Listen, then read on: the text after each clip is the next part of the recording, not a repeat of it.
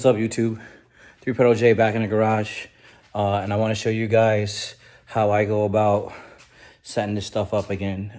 Some of you guys have seen this already before from me, so just want to reiterate what I do when I'm putting a motor together.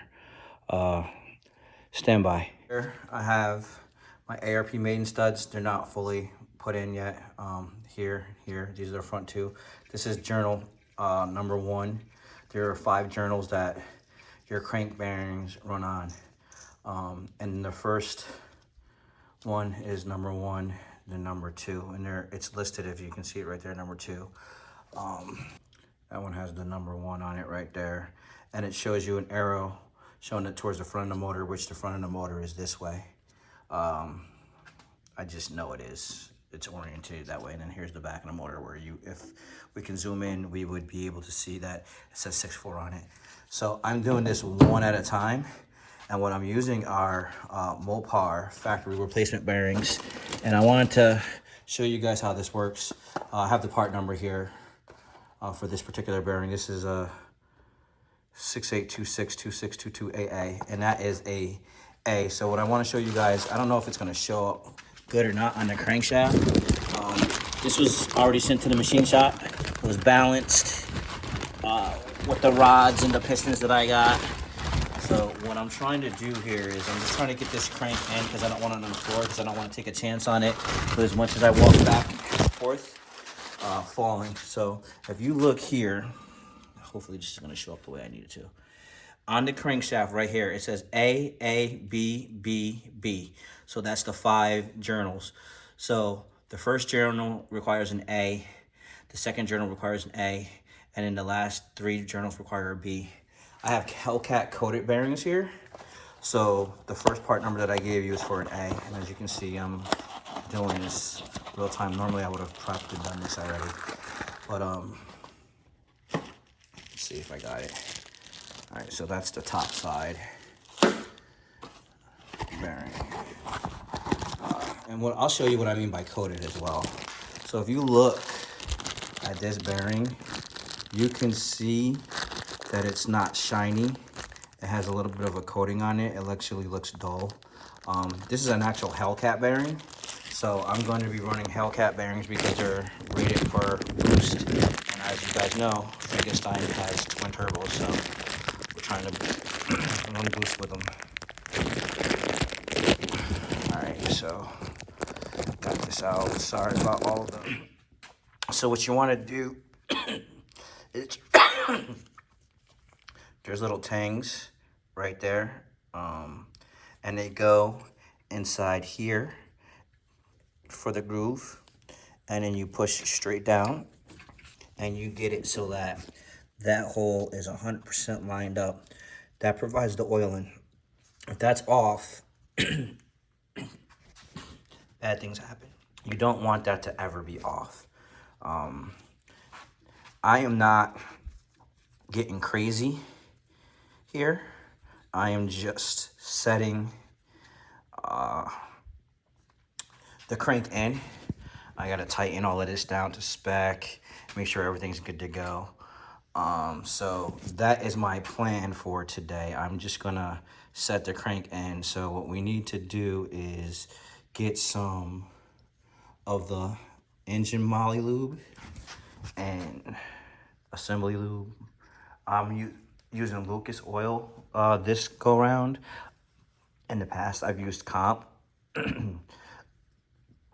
Lucas was the best bang for the buck. I got 8 fluid ounces for the same price that I would have got for a comp, and it looks like it's the same consistency, so I don't suspect that there's going to be very much difference. So I'm keeping you can't really mess this deal up. I'm kind of keeping it all in order. I need to put the phone down to put the top bearing on, because that it doesn't have if you look, it has the tang, but it's not solid, it's not secure. So I just need to do it with 2 hands, and I don't want to take any chances on this deal. So I'm going to get this done, and then I'll show you what the next step is. All right, guys, so for any boosted application, I use ARP main studs. This may be overkill, may not be. I've heard of people running regular bolts.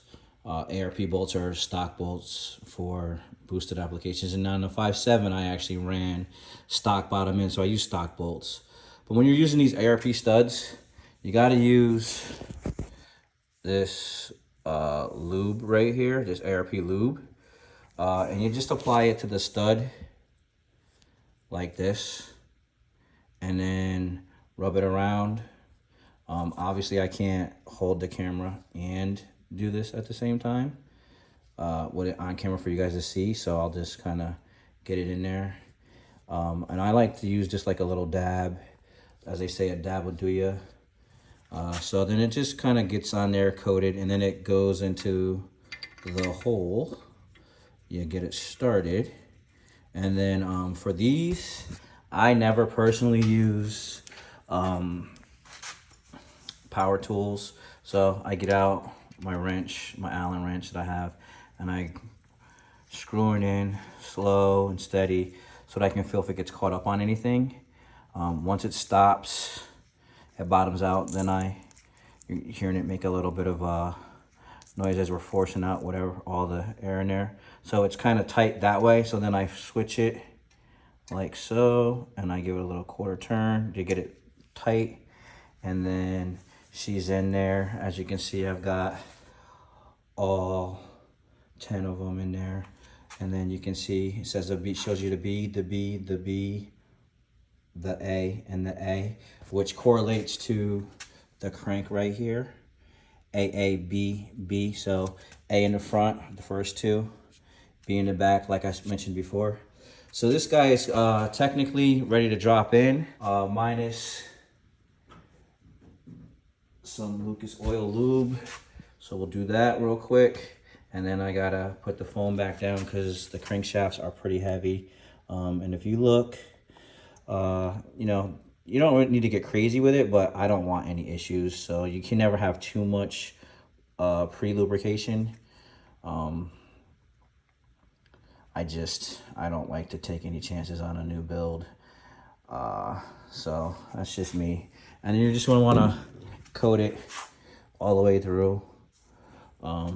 Take your finger. Always use gloves if you're doing this kind of work. I mean, you don't want any oils or debris from your hands or anything that you think might be clean, but I just always use gloves because I don't take a chance on this deal. But that's the pre-lube. Cool little tidbit. On these Hellcat bearings, you clearly see that it has an A on there. So that gives you a clear indication that you have the right bearing for the journal, what it calls for. So this first journal is spec'd for an A, and here's an A on there. So in theory, since this hasn't been turned and there's nothing wrong with this crank, it should spec out 100% to within spec using the correct bearing. So that's why I use the Mopar bearings for the mains, and then I use the King bearings for the rod bearings because they have proven to be within tolerance and hold up really well to boost as well.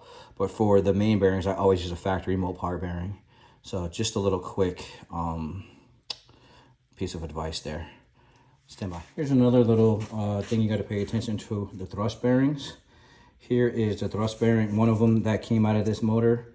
And if you look real close, it has a little F for front. Oh, I got it back upside down. Has a little F for front right there. So that goes on the inside right here. There's a groove to get this deal in.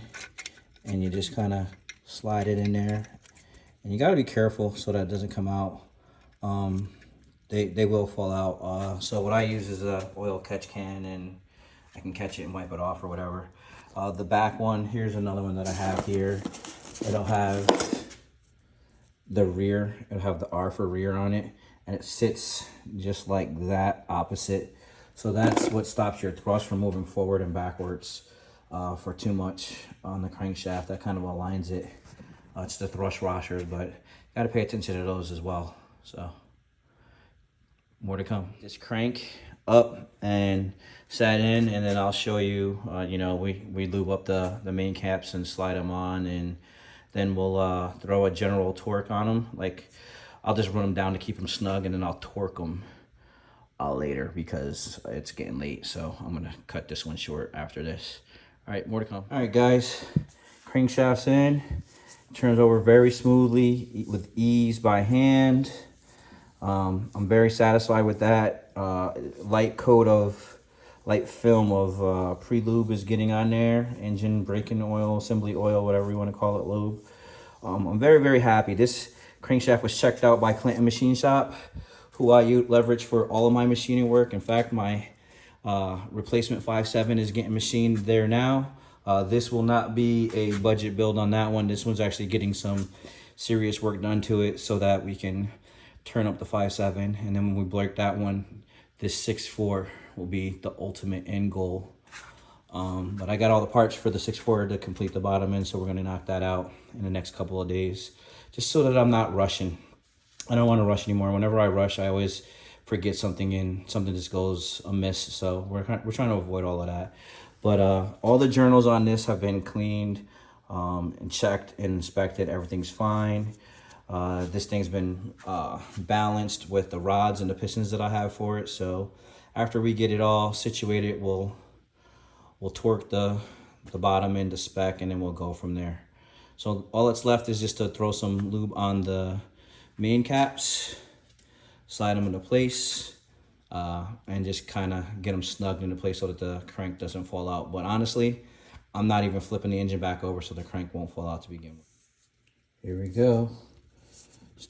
The mains are just snugged in with the impact, the electric impact, and it turns freely both ways. I'm happy with that. I'll torque it down properly tomorrow, do a check on number 2 and number 4 main for with plastic gauge, just to make sure the tolerances are within spec, but I suspect they will be. I'm using all factory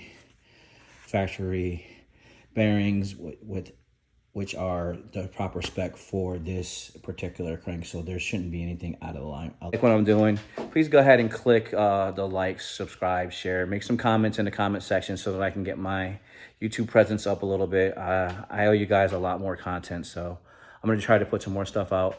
We had an awesome night tonight at America vs. the World. I'm editing that video after I finish in the garage, and hopefully I'll have that out tomorrow for everyone, and then hopefully I'll have that out, and then I can get this video out. So you'll see that one before you see this one. So I guess if you're watching this, you've probably already seen the America vs. the World video. Unfortunately, I spun a bearing, so I can't do it, but it's gonna do it for this one. Appreciate everybody who's watched and supported me, helping me grow the channel. I'm at like 100 followers now, so thank you so much for helping me get to 100. And I'm gonna try to get to 150 and just take it in increments. If you like what I'm doing, subscribe like I said, and that's gonna do it. So until next time, rev her up, dump the clutch, grab a gear, disappear. Peace.